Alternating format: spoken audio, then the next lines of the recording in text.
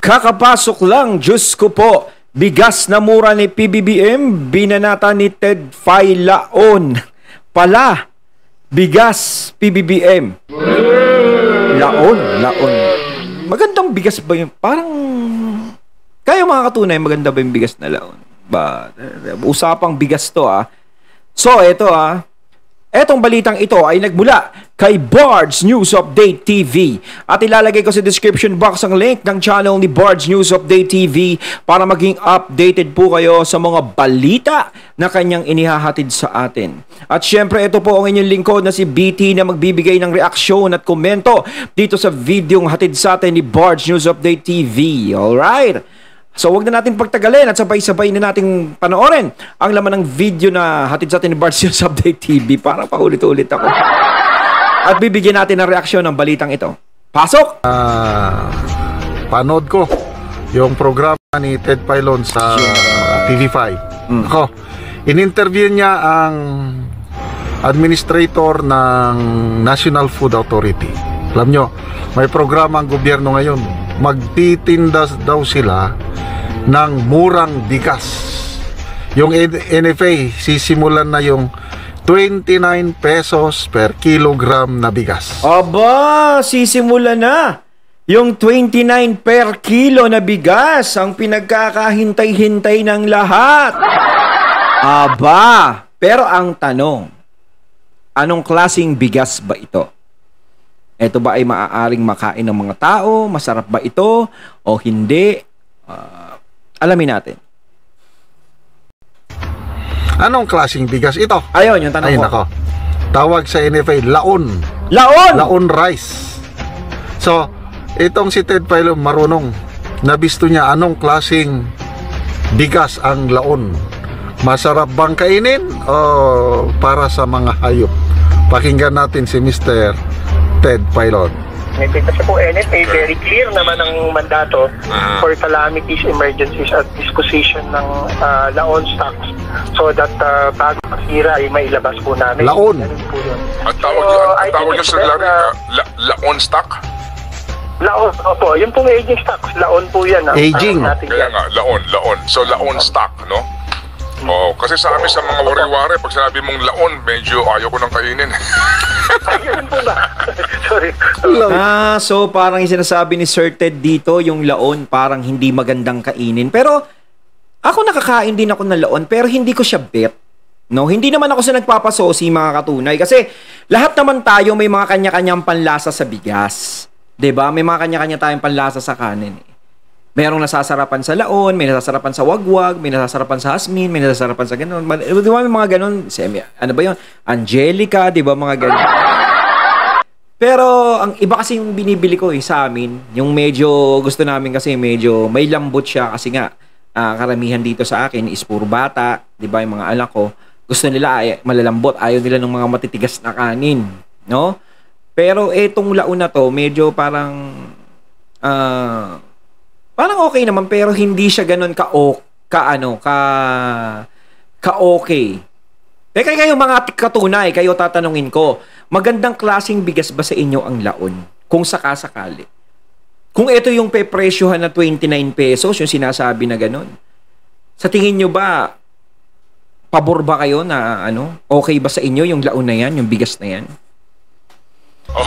Pag laon naman ito. Pag sinabi pong ganun, sorry sir medyo kaya po nga sabi ko, kaya nga ho sir, with all due respect sir Larry opo sabi ko nga, mahirap yata pag sinabi natin na, alam mo yun, laon, aging stock, parang hindi magandang pakinggan po na parang ang gusto nyong ipakain sa mga 4Ps, seniors, PWDs, mahihirap, yung bigas na diba?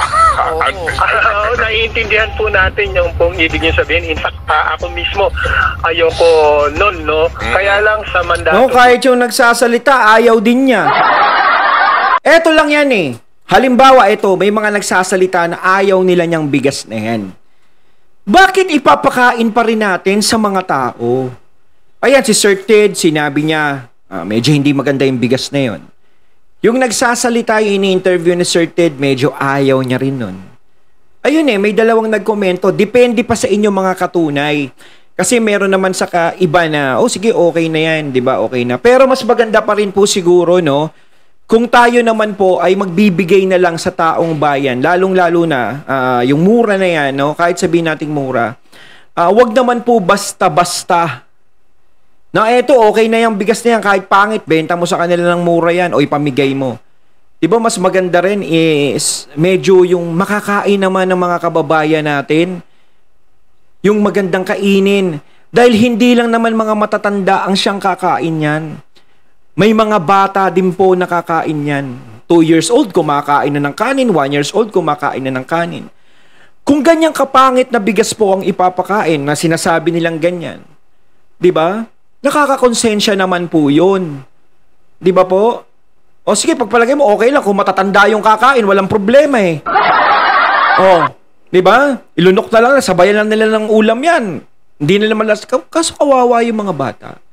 Ako kasi lagi kong tinitingnan dito, mga katunay, yung mga kabataan, yung mga bata, lalong-lalo na yung mga maliliit.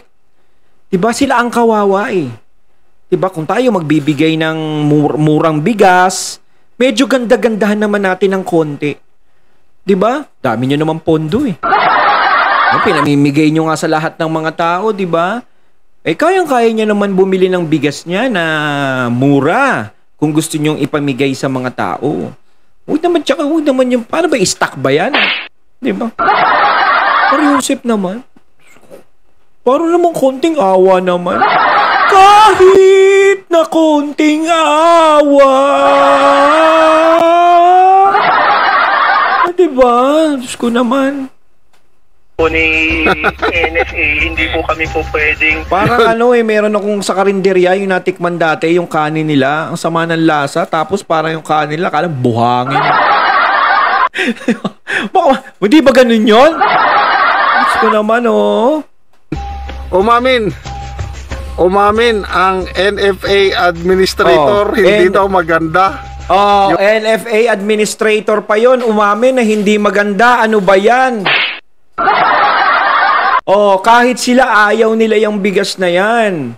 'Di ba? Ganyan na lang ba ang tingin na lang ba natin sa taong bayan ay baboy? Hayop? Na kahit ano ay ipapakain na lang natin sa mga kababayan natin? Wag naman po sana ganun. 'Di ba? Nagtiwala kaming lahat sa inyo na kayo ang magiging sandala namin.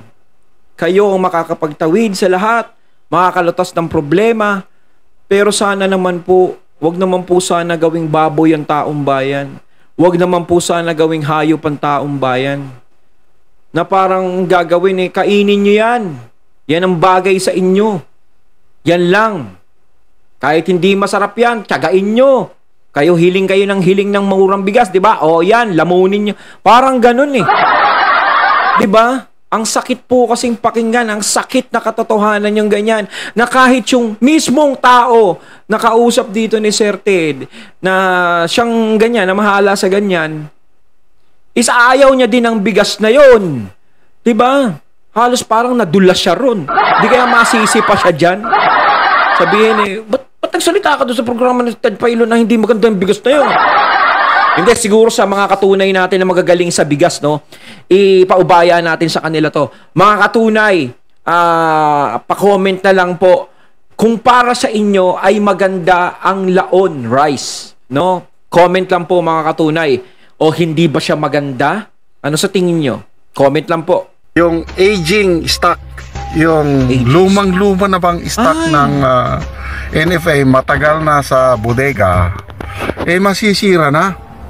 Ay, Mariosep naman. Yun nga parang stock kasi, di ba? Pag ang stock, matagal na yon, di ba? So, kung i-stock, laon na nga, aging stock pa. Di ba? Hindi naman, naku naman, ano ba naman ang gusto niyong gawin sa Pilipino? Ba't hindi nyo na lang kaya paluhurin sa asin lahat ng tao? Parusahan nyo na lang ng parusahan. Hindi yung ganito, di ba? Ko naman, magbibigay lang naman ng murang bigas. Bakit yung stock pa, Mariosep? Ko naman, hindi kami baboy!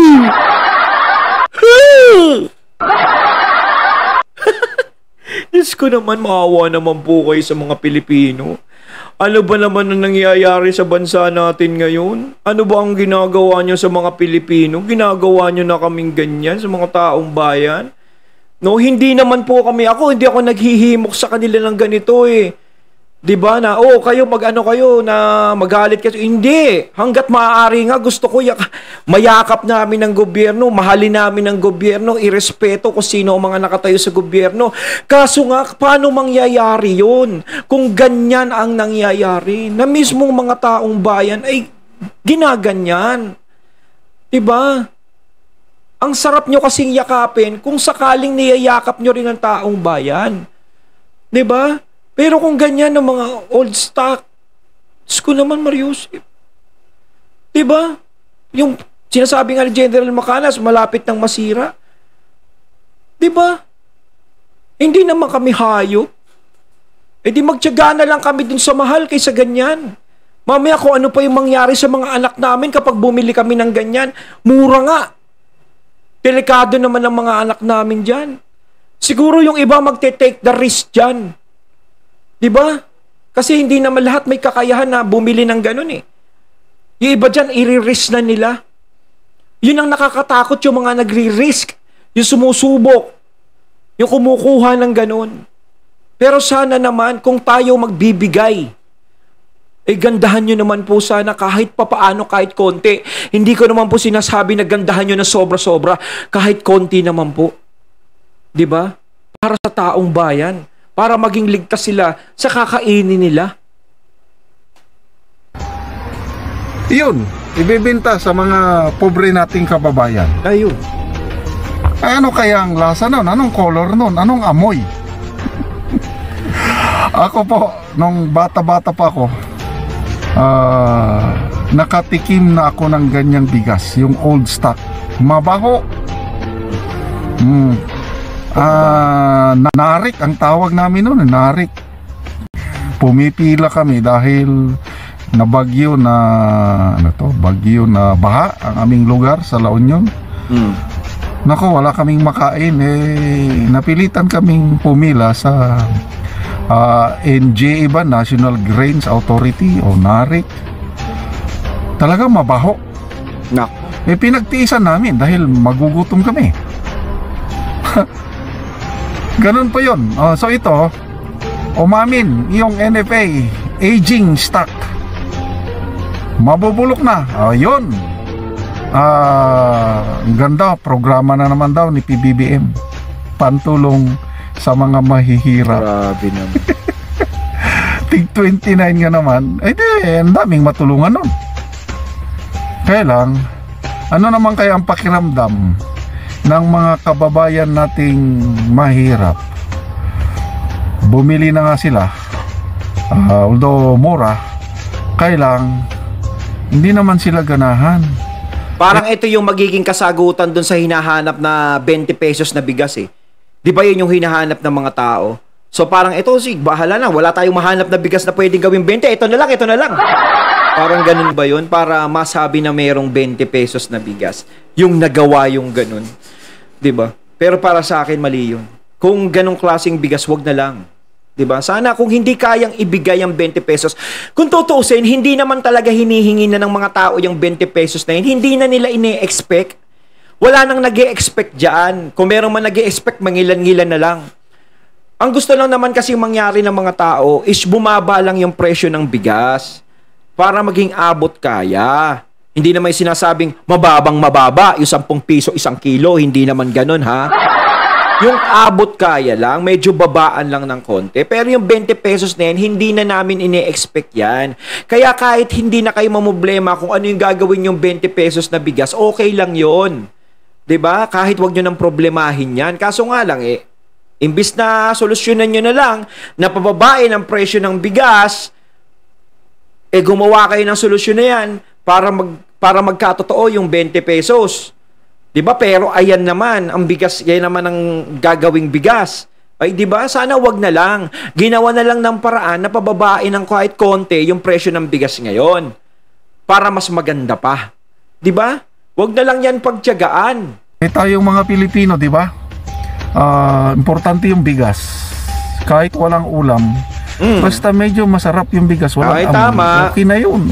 Kahit isang pirasong ulam basta masarap, halimbawa, yung liempong napakalutong, kahit isang piraso tapos sasawan mo masarap, makakadalawang kanin ka pa eh. Di ba? Basta masarap yung bigas. Kasi kahit ganong kasarap ang ulam mo, pero ang bigas hindi masarap, nako, why? Ako, bata pa ako, naranasan ko yan. Idildil ko na lang yun sa asin. Yung mga mga tinutulungan natin ng mga tribo, Talaandig tribe sa Bukidnon, halos hindi makakain ng bigas. Ang kanila lang doon, kamote, saging, balanghoy, root crops. Pag nakakain sila ng bigas, nako, masaya na yun. Kahit walang ulam, talagang enjoy na enjoy. Parang piyesta para sa kanila na makakain ng bigas. Basta walang amoy. Ito, laon. First time kong makarinig yung word na yun. Laon, waray-waray na word pala yun. Laon, mabaho, panghayop na. Yon. Ganun ba yun?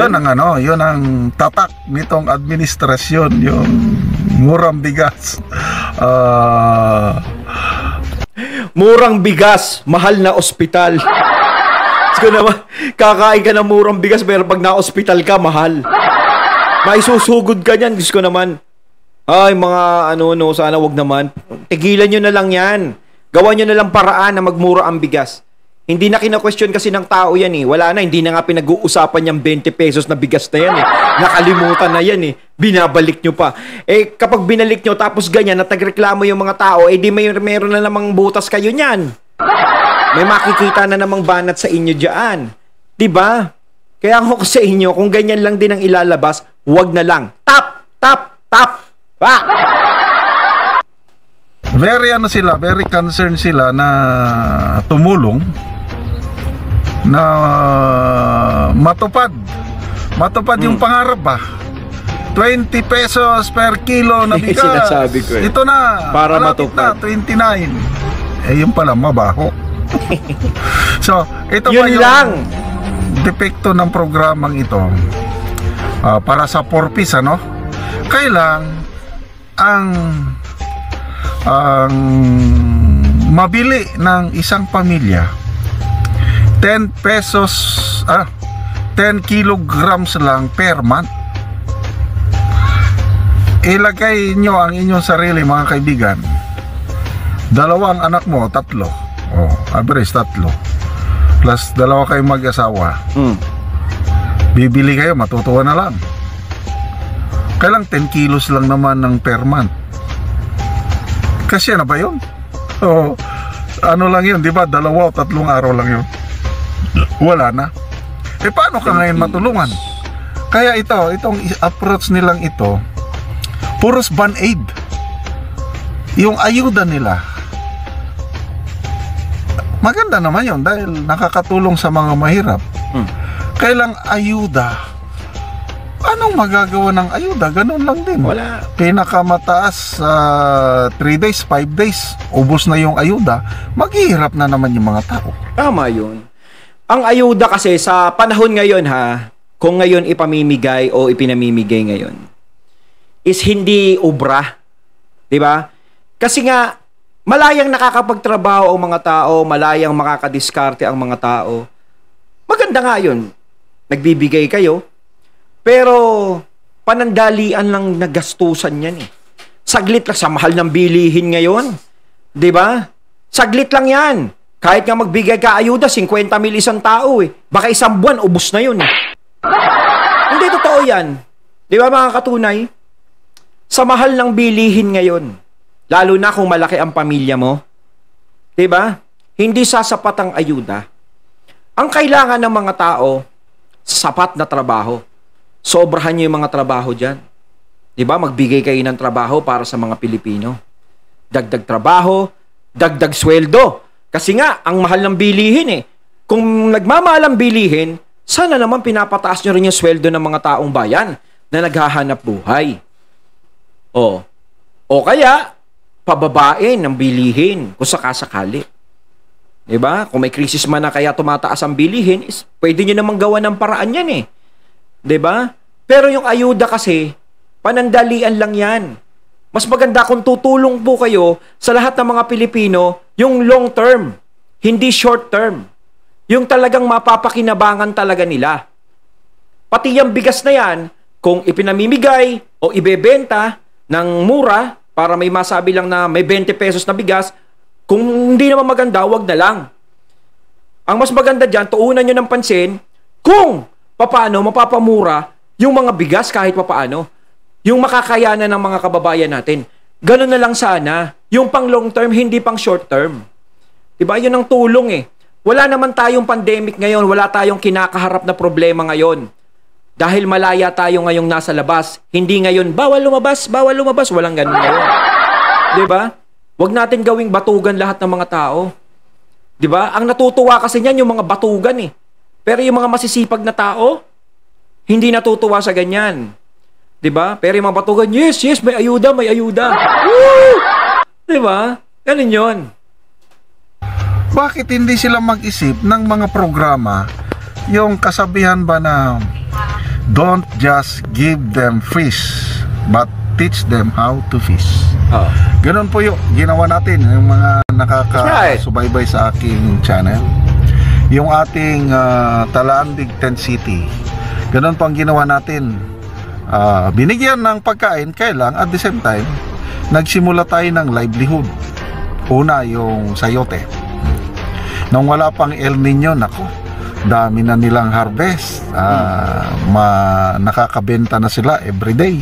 Kasi may tindahan sila ng sayote along the highway. Wala na. Yung gutom nila, talagang basically na-solve ang kagutom. Okay, nung nag-El Nino, medyo affected yung sayote. 4 months nga naman na walang ulan, nawala ng bunga yung sayote. So, yung 4 months po na walang ulan, ayun, nagbigay ulit tayo ng konting pagkain. Ngayon po, dahil umulan na, sinuportahan natin, inabunuhan ulit natin yung sayote. Nako, dami ng bunga po ng sayote at nagbebenta na ulit sila. At saka, ang mahal ng sayote nila ngayon. Dati-dati, 5 pesos per kilo lang ang sayote. Noong last year, wala pang El Nino. Ngayon, dahil nag-El Nino, umabot na po ng 13 pesos per kilo ng sayote. Farm gate price yun. Nako, ang laking kita na nitong ating mga kababayang Talaandig. So, kumbaga, turuan silang magsikap. 'Di ba? Hindi yung lang, bigay lang ng bigay. Parang naghihintay ka lang na mahulog ang bayabas.